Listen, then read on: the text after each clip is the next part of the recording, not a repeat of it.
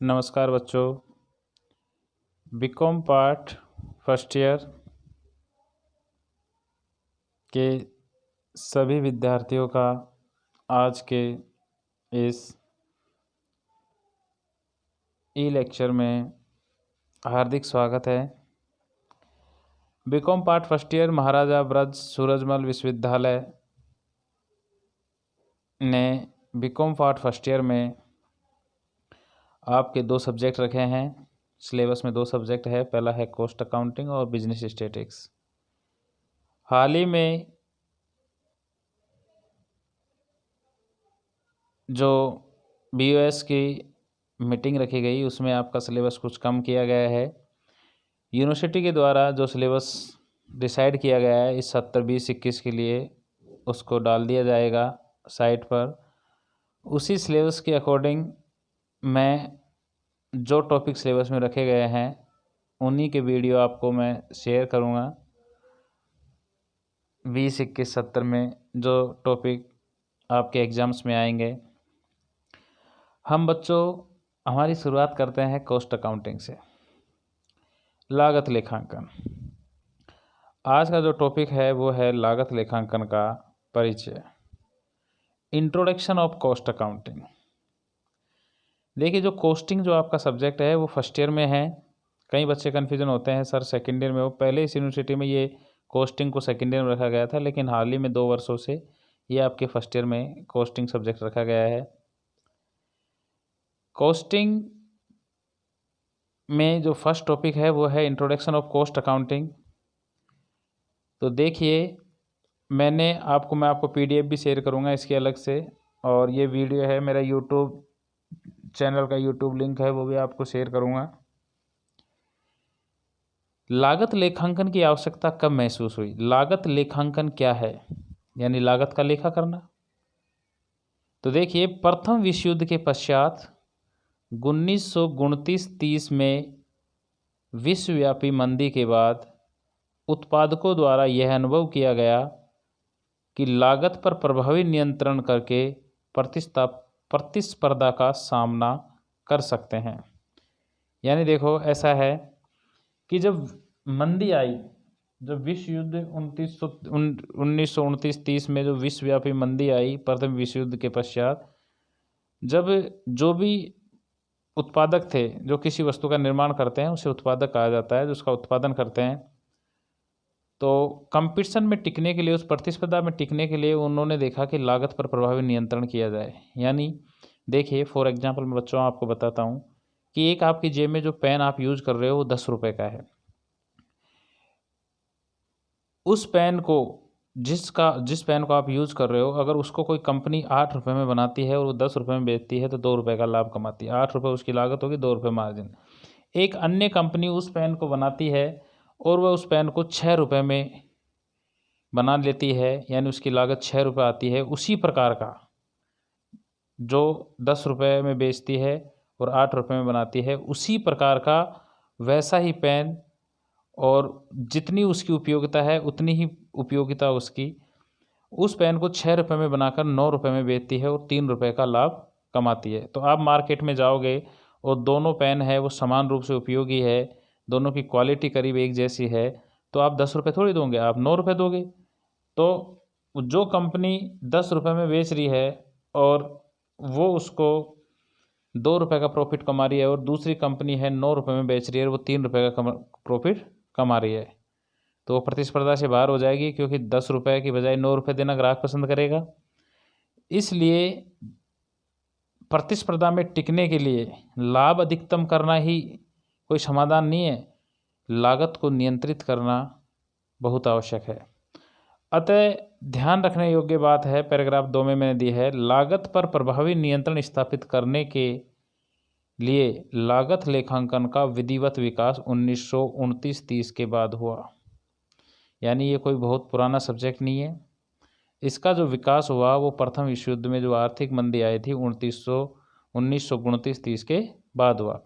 भारत में लागत लेखांकन का विकास, भारत में जो कॉस्ट अकाउंटिंग है इसको डेवलप करने का कार्य किया जाता है ICWAI Indian cost work accountant institute.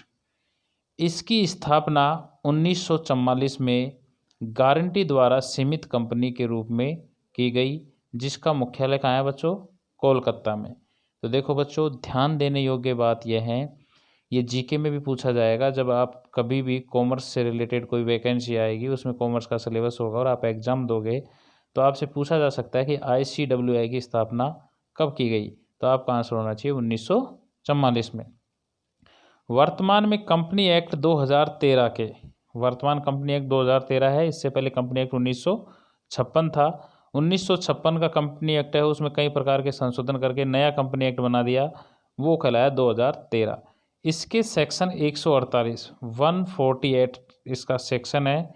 इसके अनुसार केंद्र सरकार के द्वारा निर्देशित कंपनियों का लागत अंकेक्षण अनिवार्य कर दिया है। यह सेक्शन 143 के वित्तीय अंकेक्षण के अतिरिक्त किया जाता है। यह जो अंकेक्षण है, यानी लागत लेखों का अंकेक्षण, केंद्र सरकार जिस कंपनी का अंकेक्षण करने के लिए निर्देश देगी, उनके लागत लेखों का अंकेक्षण किया जाएगा। अब ICWI लागत लेखों की में एक रूपता लाने हेतु लागत लेखांकन मानक जारी करती है। लागत लेखांकन मानक, जिसकी वर्तमान में संख्या है 22 यानी कॉस्ट अकाउंटिंग स्टैंडर्ड 01 से कॉस्ट अकाउंटिंग स्टैंडर्ड 22 तक। यानी ICWI है वो लागत लेखों में एक रूपता, यानी कहने का तात्पर्य ये है कि ये एक तरह से मानक हो गए कि यानी कॉस्ट अकाउंटिंग जो की जाएगी वो किस प्रकार से की जाएगी, यानी सभी संस्थाओं के द्वारा जो लागत लेखे तैयार किए जाए राष्ट्रीय स्तर पर और अंतर्राष्ट्रीय स्तर पर करीब समान हो, इसके लिए ICWI लागत लेखा मानक जारी करती है। वर्तमान में कितने हो गए? टोटल 22। अब देखिए लागत क्या है। मैस्ट अपन लागत लेखांकन यानी कॉस्ट अकाउंटिंग के बारे में पढ़ेंगे, तो इसमें कॉस्ट यानी लागत का लेखांकन करना, लागत की कॉस्ट की अकाउंटिंग करना, कॉस्ट का निर्धारण करना, ये सारी बातें हैं। तो इसमें लागत क्या है? तो देखिए, लागत से तात्पर्य व्यय की उस राशि से, व्यय यानी खर्चे की उस राशि से है जो किसी वस्तु या सेवा को प्राप्त करने के लिए लगती है या चुकानी पड़ती है। लागत से क्या तात्पर्य है? लागत से तात्पर्य व्यय की उस राशि से है जो किसी वस्तु या सेवा को प्राप्त करने के लिए हमें लगानी पड़ती है या चुकानी पड़ती है। जैसे फॉर एग्जांपल, वस्तु का तात्पर्य कोई पेन लिया आपने, कोई किताब लिया आपने, कोई फ़ोन लिया आपने, और सेवा का तात्पर्य आप यहाँ से आप जयपुर गए, यहाँ से आप भरतपुर लिए गए, तो उस बस से जो सर्विस ली वो सेवा, ठीक है ना।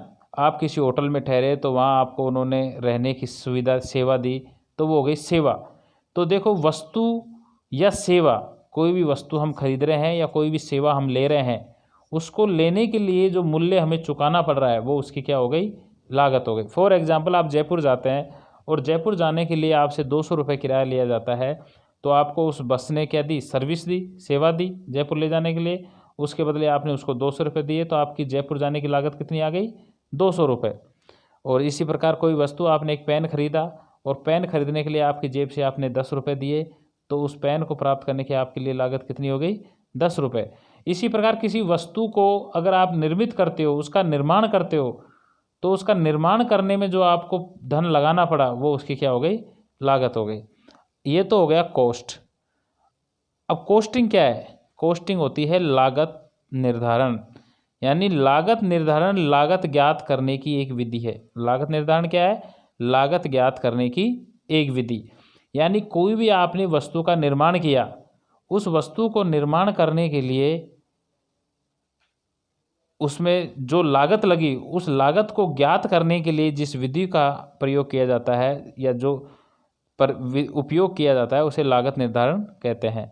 लागत निर्धारण व लागत में अंतर यह है, लागत निर्धारण लागत ज्ञात करने की प्रक्रिया है और लागत उसका अंतिम परिणाम है।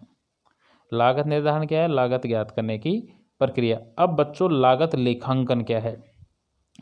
तो देखिए, वैज्ञानिक आधार पर, यानी बिल्कुल नियमों को ध्यान में रखते हुए वैज्ञानिक आधार पर लागत ज्ञात करने की विधिवत, यानी जो कानून ने जिसे मान्यता दी है लिखित प्रक्रिया को लागत लेखांकन कहते हैं। बहुत मोस्ट। लागत लेखांकन क्या है? वैज्ञानिक आधार पर लागत ज्ञात करने की विधिवत लिखित प्रक्रिया को लागत लेखांकन कहते हैं। धन्यवाद। आज हमारा लागत लेखांकन का परिचय जो टॉपिक है उसको मैंने आपको, और इस टॉपिक में आगे है वो अगले लेक्चर में मैं आपको बताऊंगा। धन्यवाद।